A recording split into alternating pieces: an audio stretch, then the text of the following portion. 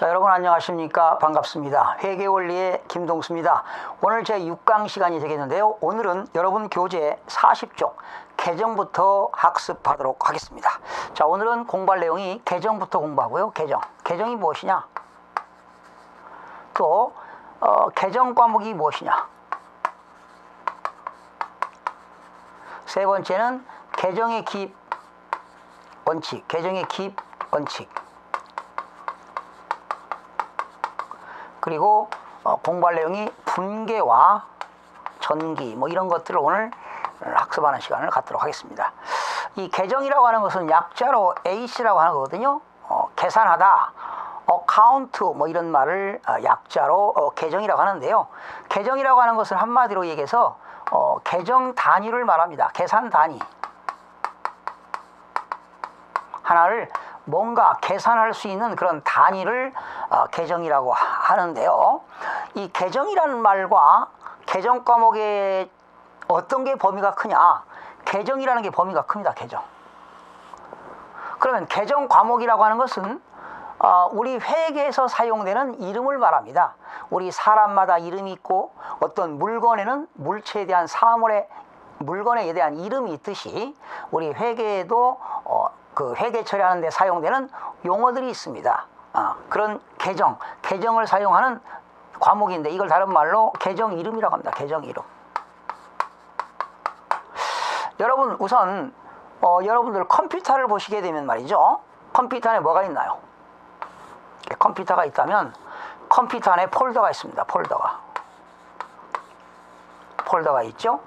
이 폴더를 이 계정이라는 폴더가 있다고 합시다. 여러분, 이 회계라는 폴더를 딱 클릭하게 되면 이제 계산할 수 있는 그런 폴더를 회계라는 것을 딱 클릭하게 되면 이렇게 두 가지로 뜨죠. 첫 번째는 재무상태표라는 계정이 뜹니다.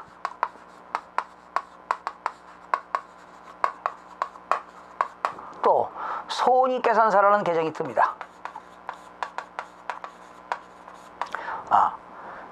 그러니까 회계라는 폴더를 클릭하면 재무상태표 계정이 뜨고요. 그런데 이 재무상태표 폴더를 또 클릭하게 되면 자산계정, 부채계정,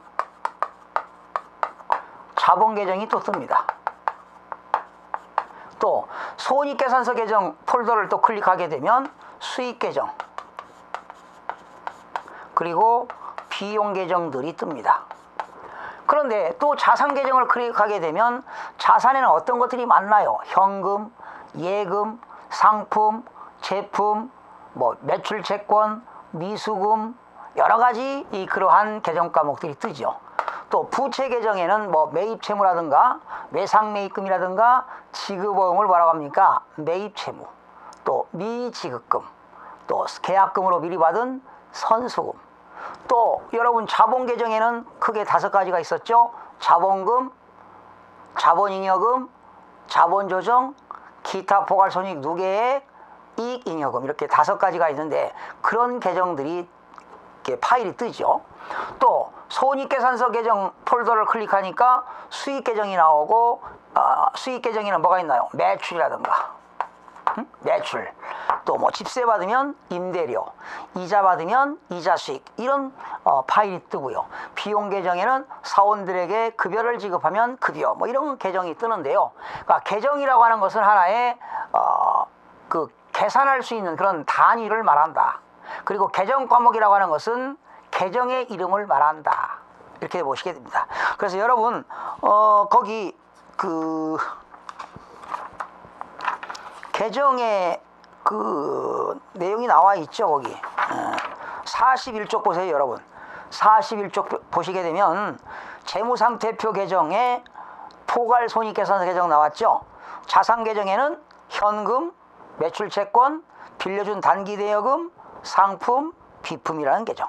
부채계정에는 외상매입금과 지급업을 합친 매입채무, 빌려온 돈, 차입금, 그리고 상품이 아닌 것을 구입하고 대금을 지급하지 않은 미지급금, 그리고 회사가 자금을 필요할 때 일반 대중들한테 사채를 발행하고 돈을 빌려오지요. 회사채가 되겠죠.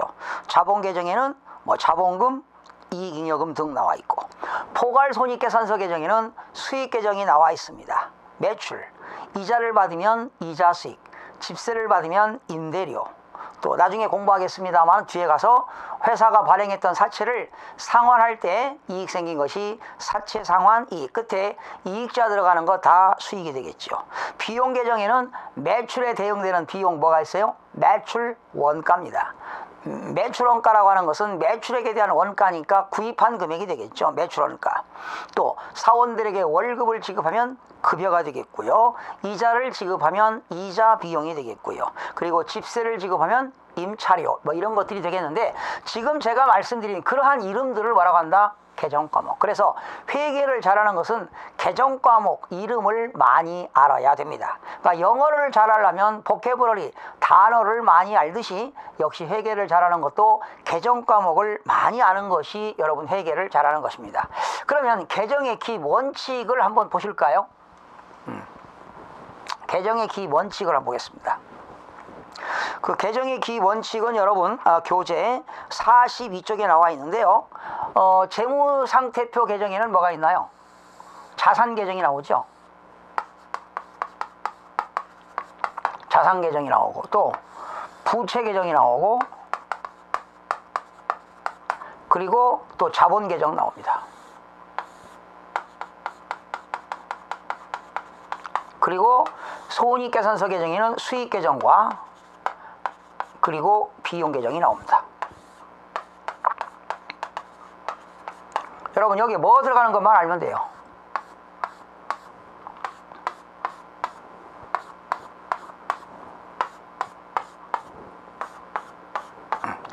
여러분 지난 시간에 거래 후 결합관계 공부하실 때 자산의 증가는 어디였나요? 차변이죠. 여기 자산의 증가입니다. 그러니까 자산의 증가 플러스는 차변이고요. 반대로 자산 계정의 감소는 대변이 되겠습니다. 그리고 부채 계정에서는 증가가 어딥니까? 대변. 부채의 감소는 차변이죠. 여러분 부채가 증가가 되는 게 좋아요? 감소가 되는 게 좋아요? 당연히 감소가 좋겠죠. 당연히 자산은 증가가 좋겠죠. 자본도 증가는 대변입니다. 그리고 자본의 감소는 차변이 되겠습니다.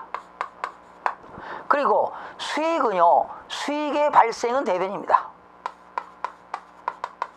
그리고 수익의 소멸은 차변입니다. 그리고 비용은 발생이 차변이고 반대로 비용의 소멸은 대변이 되겠습니다. 그러면 여러분 여기서 이건 이제 기본적인 건데 시험에 여기서 실질적으로 이 계정에 대해서 계산 문제가 한 10문제가 출제되고 있습니다. 그래서 잘 나오는 계정에 출제되는 거 한번 살펴보도록 하겠습니다.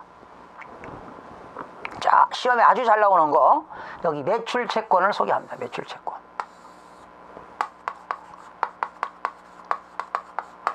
이건 뭐 시험 볼 때마다 나온다고 하시면 되겠습니다. 여러분 매출 채권 이거 자산이죠? 자산이기 때문에 여기 증가는 무슨 변입니까? 차변. 감소는 대변이 되겠죠. 여러분 매출 채권은 자산이니까 어느 때 매출 채권이라는 자산이 증가할까요? 이런 거지요. 내가 상품을 팔고 돈을 못 받았다. 외상으로 팔았다. 외상 매출금, 즉 매출 채권이라는 자산이 증가합니다. 예를 들어서 그래서 여기 차변에는 뭐냐? 외상 매출입니다. 외상 매출. 제가 외상으로 매출한 게 10만 원이라고 가정합시다. 외상으로 매출한 게 10만 원. 그러니까 매출 채권 10만 원을 받을 것이 있었죠.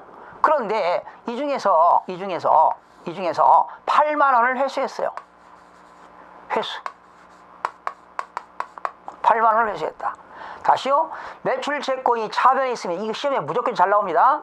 10만 원이 있었어. 외상으로 매출한 게 10만 원인데 그 중에서 8만 원을 현금으로 회수하게 되면 매출 채권이라는 자산이 감소합니다.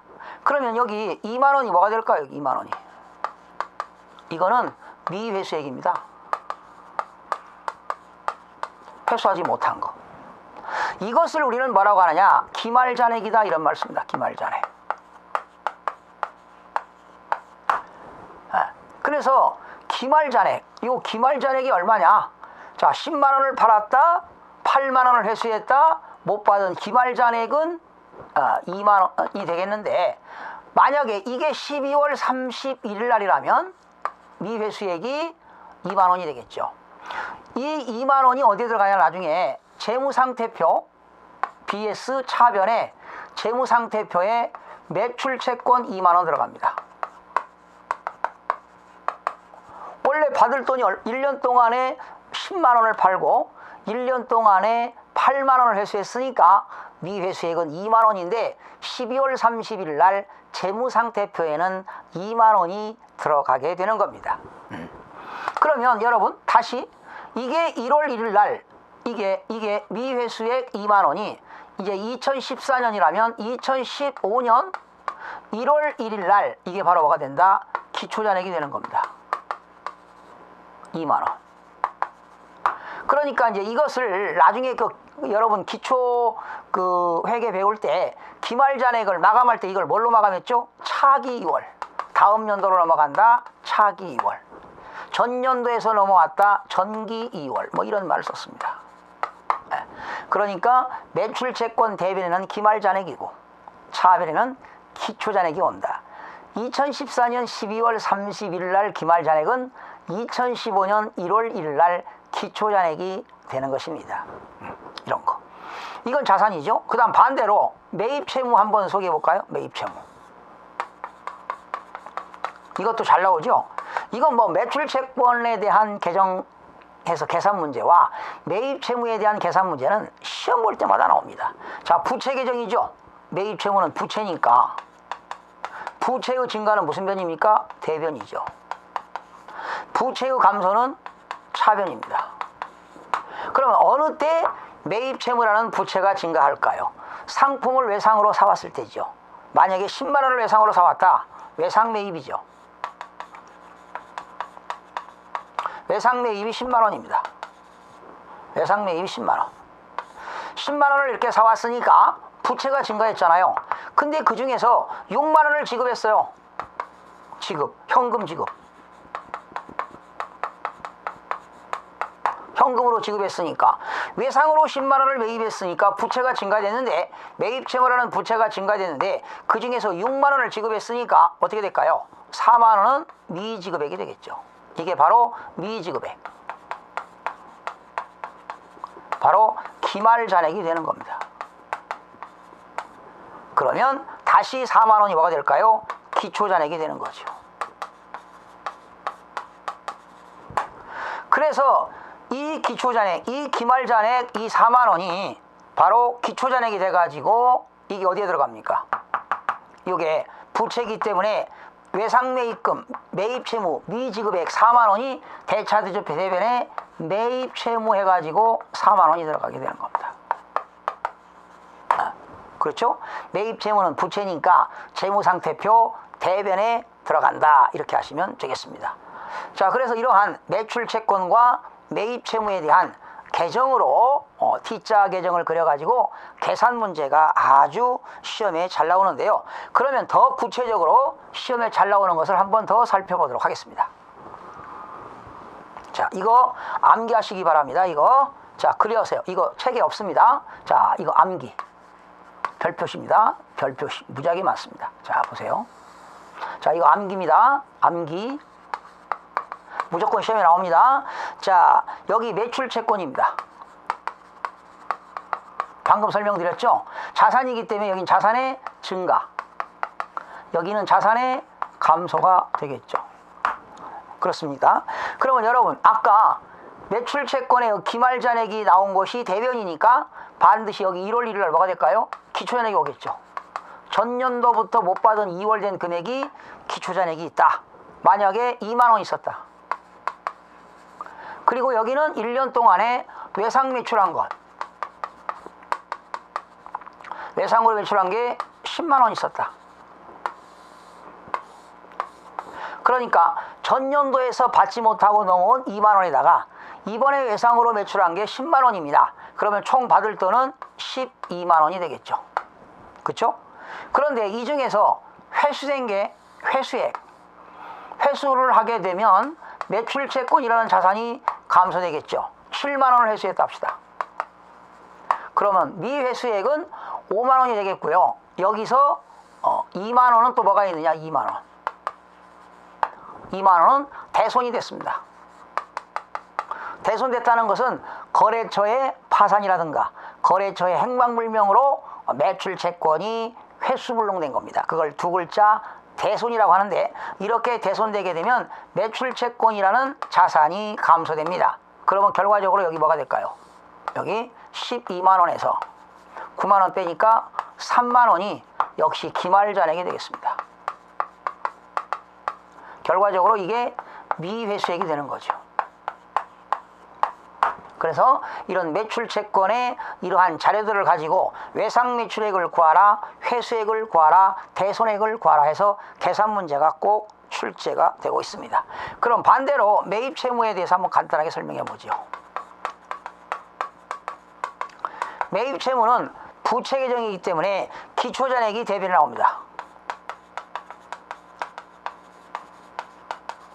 그리고 여기는 외상으로 매입했다. 10만 원. 그러면 자 보세요. 전년도에서 외상 매입금 못 준 게 3만 원인데 이번에 외상으로 매입한 게 10만 원이면 총 갚을 돈이 13만 원인데 이 중에서 현금 지급액 현금 지급액을 만약에 8만 원을 갚았다면 어떻게 될까요? 8만 원을 갚았다면 5만 원이 뭐가 될까요? 5만 원이 기말잔액 미지급액이 되겠죠.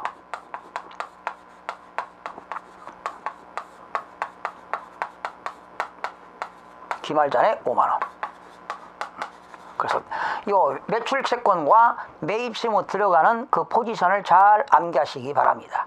매입채무는 부채 계정이니까 부채의 증가는 대변입니다. 그래서 기초잔액. 외상으로 매입했죠? 현금 갚았죠? 나머지가 미지급액, 기말잔액이 되겠죠. 그리고 다시 여기 뭐가 될까요? 기초잔액이 5만 원이 오겠죠.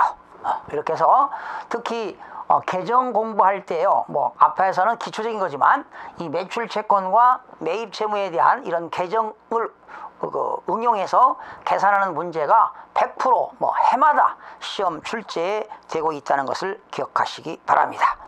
자, 계정의 그 기입 원칙 알겠죠? 자산의 증가는 차변, 자산의 감소는 대변, 부채와 자본의 증가는 대변, 부채와 감소는 차변, 비용의 발생 차변, 수익의 발생 대변, 비용의 소멸은 대변, 수익의 소멸은 차변이 되겠습니다. 이제 다시 42쪽 분계와 전기로 넘어갑니다. 분계와 전기.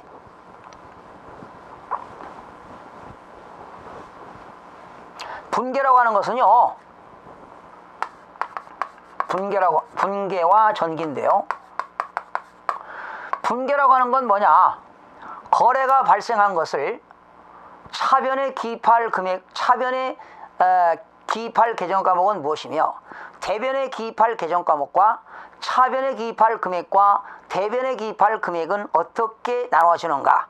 차변 요소와 대변 요소 나누는 것을 분계라고 하게 되는 겁니다. 그래서 여러분 거기 분계라는 게 나와 있는데요. 43쪽에 나와 있죠. 예를 들어서 은행으로부터 현금 10만 원을 차입하다.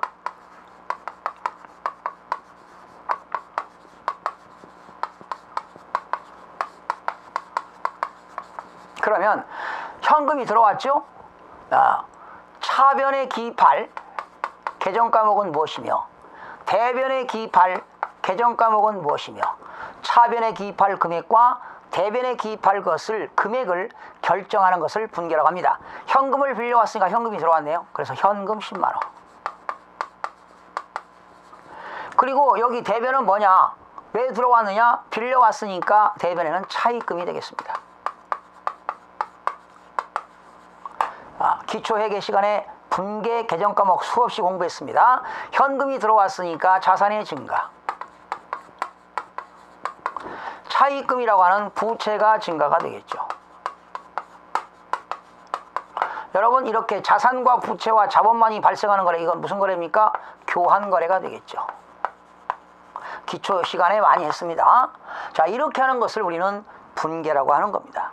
분계라고 하는 것은 거래가 발생된 것을 차변의 계정 과목은 무엇이며 대변의 계정 과목은 무엇이며 차변에 기입할 금액과 대변에 기입할 금액은 얼마인가를 결정짓는 것을 우리는 분계라고 하는 겁니다. 그러면 전기라고 하는 것은 말이죠. 전기라고 하는 것은 이러한 현금이라고 하는 장부와 차입금이라고 하는 장부에 옮겨 적는 것을 전기라고 합니다. 현금이라고 하는 장부와 차입금이라는 장부에 옮겨 적는 것을 전기라고 하는데 소위 포스팅이라고 하죠. 포스팅. 전기라고 하는데 전기는 어떻게 하느냐. 여기 보세요. T자를 기점으로 해서 현금이 무슨 변에 있습니까? 현금이 차변에 있으니까 현금 계정 차변에다가 여기다가 10만 원 쓰시고 금액이 10만 원이니까. 그리고 여기 이름은 뭘 쓰느냐? 상대편 이름을 쓰는 겁니다. 상대편 차입금. 그 다음에 차입금이 대변에 있으니까 대변에다가 10만 원을 쓰시고 상대편 이름은 뭘 쓴다? 현금 이렇게 씁니다. 이렇게 옮겨 적는 것을 전기라고 합니다. 그러면 이렇게 이런 것도 시험에 나오는데 이렇게 전기한 것을 다시 분계하면 이걸 분계하면 어떻게 되느냐? 이렇게 됩니다. 그래서 이 T자 계정에 이걸 가지고 분계하면은 여기를 딱 자르세요. 여기를 딱 잘라가지고 위에 있는 현금을 차변에 갖다 쓰면 됩니다. 그러면 차변에 현금 10만 원, 대변에 차입금 10만 원 이렇게 되고요. 이거 가지고 분계하면 여기를 딱 잘라가지고 여기 위에 있는 것을 오른쪽에 갖다 씁니다. 차입금. 그러면 차변에 현금 10만 원, 대변에 차입금 10만 원 이렇게 되겠습니다. 그러니까 계정에 전기한 걸 가지고 분계하게 되면은 여기 딱 잘라가지고 위에 있는 것을 반대편에다 갖다 쓰면 되고 또 여기 위에 있는 것도 반대편에 갖다 쓰시면 분계가 자동으로 이루어집니다. 자, 그러면 이런 것도 분계 한번 해보겠습니다. 자, 차입금 10만 원과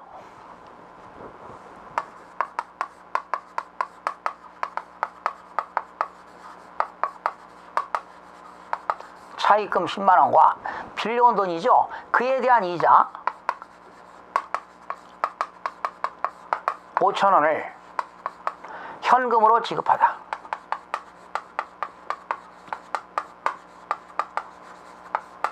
자, 분계 한번 해보겠습니다. 자, 빌려온 돈 10만 원 하고요. 그에 대한 이자 5천 원이니까 합쳐서 10만 5천 원을 현금으로 지급했으니까 현금이 나갔죠. 대변에 현금 10만 5천 원. 그리고 왜 나갔느냐? 빌려온 차입금 갚았으니까 부채 감소로서 차변에 차입금 10만 원.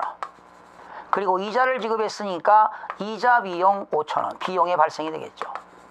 여러분, 이러한 거래는 무슨 거래가 될까요? 이렇게 부채의 감소와 자산의 감소는 이건 교환 거래인데 비용의 발생과 자산의 감소니까 이거는 혼합 거래가 되겠습니다.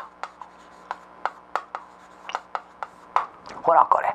그러면 총계정 원장에 옮겨 적어 보겠습니다. 자, 차입금, 이자 비용, 현금. 자, 차입금, 이자 비용, 현금. 자, 전개 한번 해보겠습니다. 여러분, 차입금이 차변에 있으니까요. 차변에다 10만 원.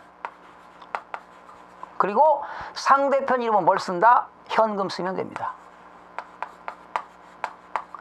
이자 비용이 차변에 있으니까 이자 비용 찾아라. 차변에다가 금액, 자기 금액 5천 원. 금액은 자기 금액 쓰고 이름은 상대편 이름 쓰니까 현금이 되겠습니다.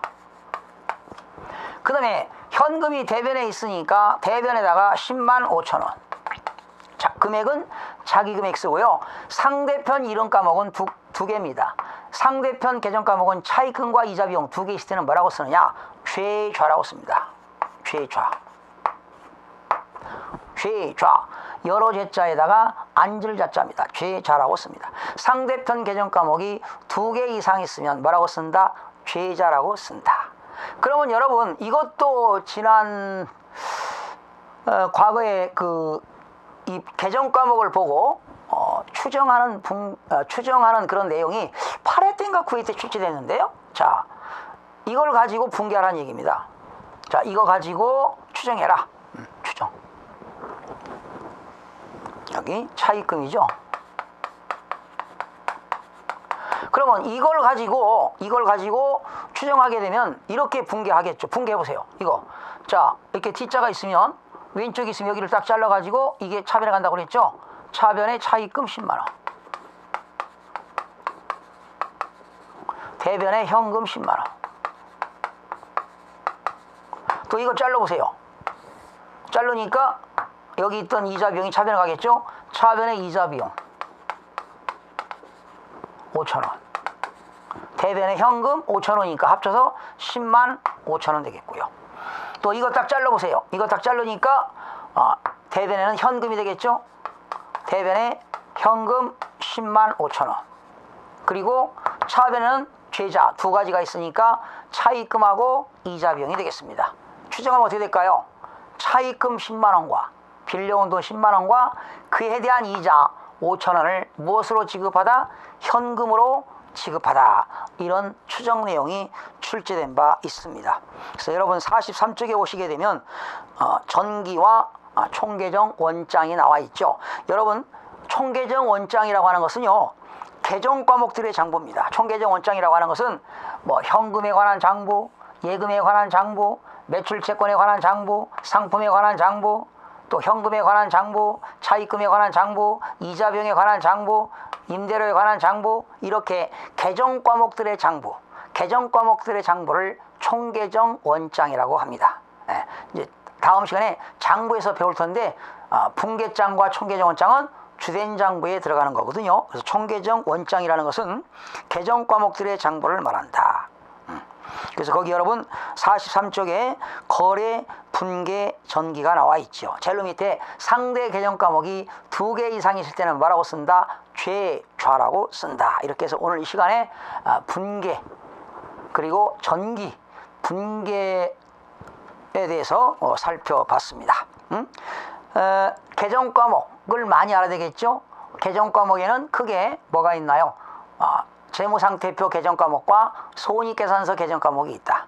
재무상태표 계정에는 자산계정과 부채계정과 자본계정이 있고, 손익계산서, 포괄손익계산서 계정에는 수익계정과 비용계정이 있습니다. 자산계정에는 뭐 현금, 예금 또는 매출채권, 또 빌려준 돈 단기 대여금, 상품이 아닌 것을 팔고 대금을 못 받으면 미수금, 상품을 주문하고 계약금을 먼저 지급하면 선급금, 반대로 계약금을 먼저 받으면 선수금은 부채가 되겠지요. 매입채무 부채, 선수금 부채, 매입채무 부채. 자본에는 자본금, 자본잉여금, 이익잉여금 여러 가지가 있고요. 수익에는 매출, 상품을 매출하면 매출, 수익, 이자 받으면 이자 수익, 집세 받으면 임대료, 배당금 받으면 배당금 수익.